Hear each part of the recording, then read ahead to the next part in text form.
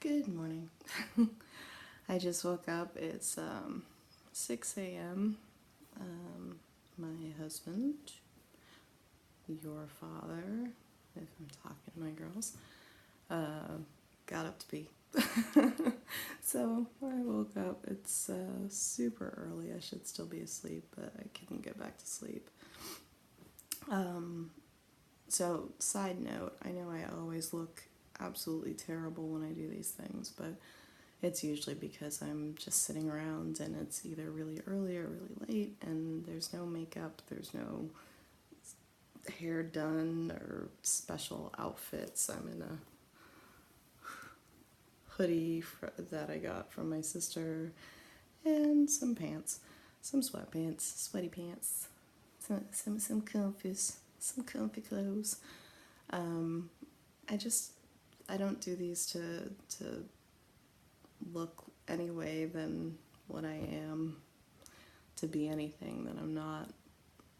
This is it. At the end of the day, when I'm not huge into makeup anyway, as you know. I wear it when we're going to one of your school events, or if I'm going out to eat with my parents when they're visiting, or going over to visit somebody like your aunt, just to look a little bit better, especially when I know there's pictures being taken, because I don't want the memory of me to be. But for the most part, the day to day is just this, and this is me. And there's not really much point to putting on some sort of facade. So anyway, that was my side note. I keep looking like this in videos, and this is just who I am. So be yourself. Hashtag be yourself. Um, so today I just wanted to talk about my personal pride in you. If for some reason I'm not around as you grow, I hear a lot of people when their parents pass away. I hear people tell them, oh, your mom or your dad would be really proud of you when they do certain things, or the creepy alternative of, do you think your parents, your mom, your dad would appreciate this path, would want you to do this or that? I would like to speak for myself right now. I'm proud of you. You exist on this floating rock that's hurtling through space.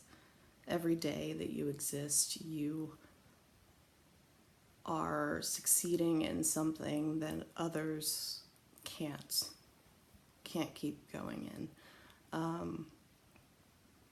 That's a victory, the fact that you can carry on. My pride in you is not attached to any sort of accomplishment.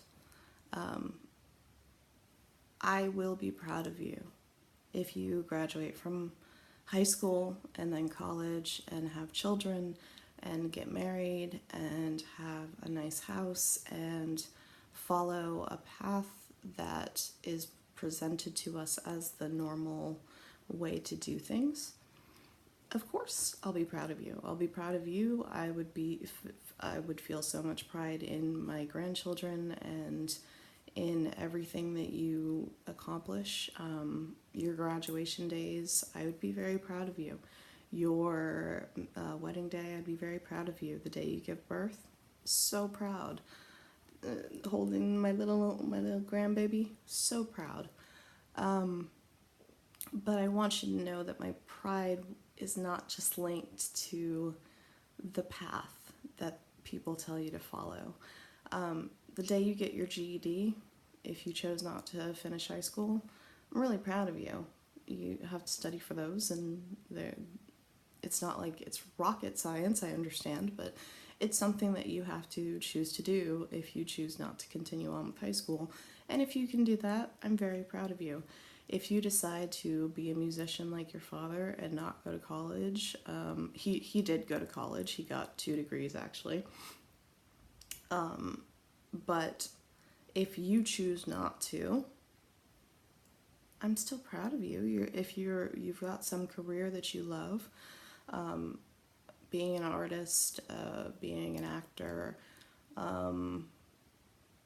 even if you work your butt off at the local grocery store and you really throw yourself into it to become a manager and just really like solidify your life there, I'm proud of you.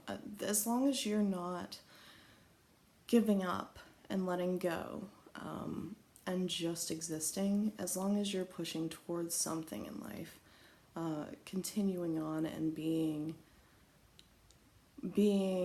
who you want to be every day, working to become more of the person you want to be.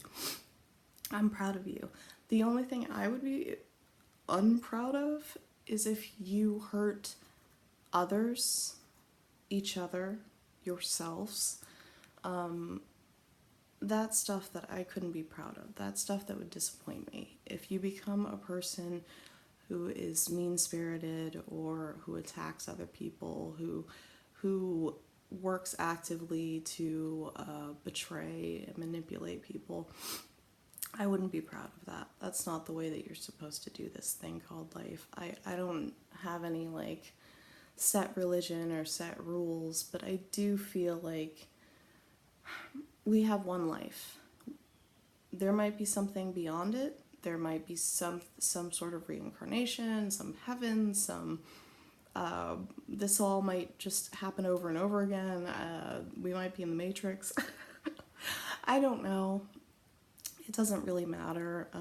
I mean, it matters to our spirits if they exist, our souls, and that's great. But in this life, as yourself, it doesn't really matter what's going to happen after.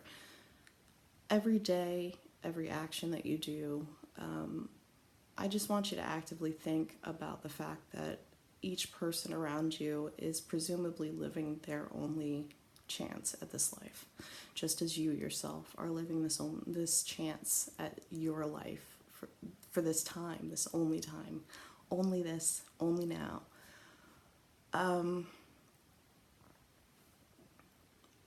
If you're taking that time to harm yourself,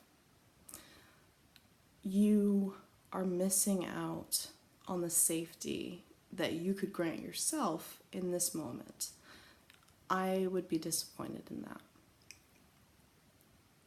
My most joyous moments were giving birth to you guys, holding you, feeding you from myself, loving you, watching you grow. The idea of losing you in this life to yourself is a sadness that I could never express. It's hard enough to live in this world. There's things coming at you at all angles, at all times, especially now.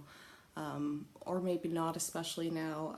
There's just maybe more media about it so that we feel it more intensely, but it just feels like, especially now, there's just so much coming at you at all times. The world's going to try to hurt you no matter what. Please don't be the thing that hurts yourself. There's no point to that. We all feel sadness. I have kind of bipolar manic depression where I have these high highs where I want to go, and do a bunch of crazy stuff, and then I have these low lows where I feel very sad. Finding ways to get through your own psychological stuff, your own chaos, your own mess without destroying yourself is a trick that you have to learn how to maneuver through life. Figure it out. Find something. For me, I love to read. I love art. I love being with you guys.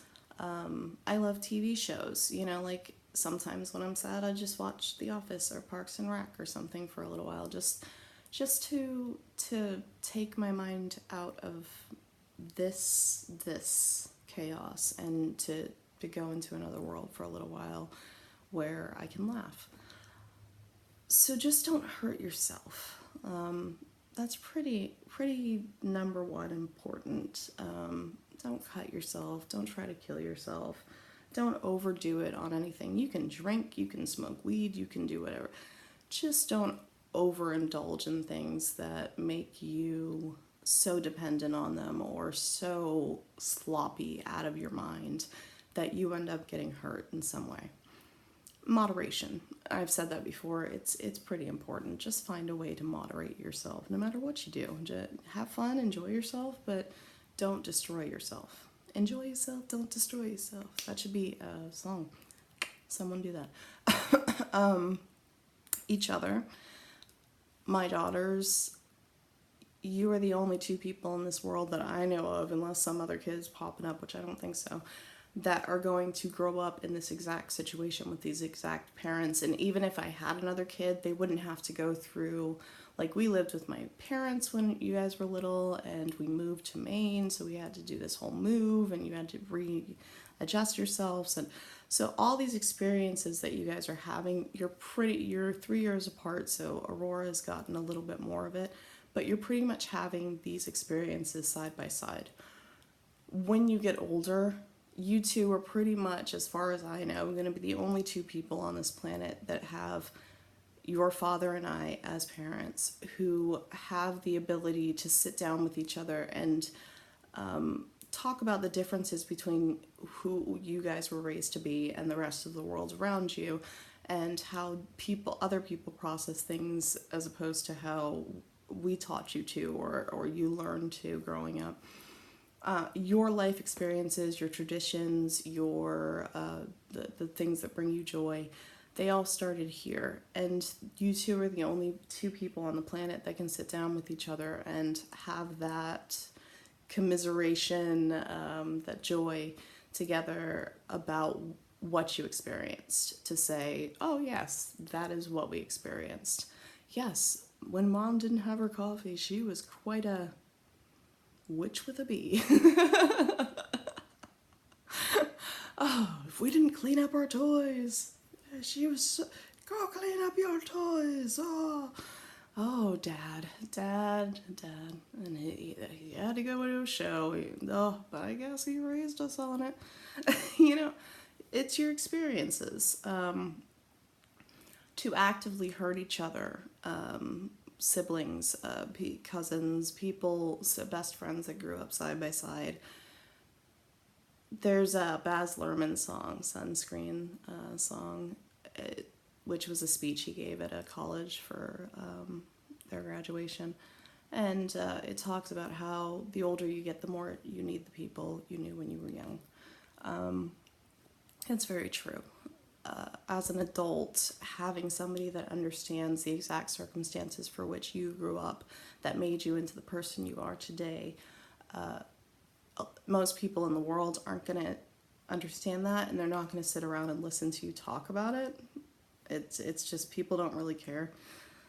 I wish they did, but So the people that knew you, that your sibling is going to be the person that you can sit down and really interact with about it and figure things out with. Losing that is a huge loss. And also, you guys are each other's person. You can be that for each other. You can choose not to.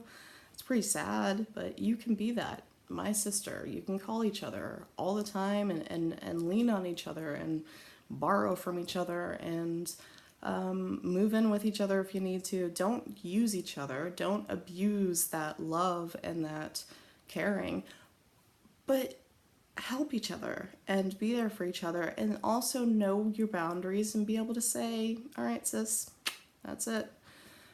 And then there's the world. You are part of everyone around you. I mean, everyone you meet, you are now part of their existence for the moment that you are face to face with them. To actively use that moment to hurt them is taking a piece of their moment on earth and destroying it. Why would you want to do that? Try to hold them up. Don't let them use you. Don't let them hurt you.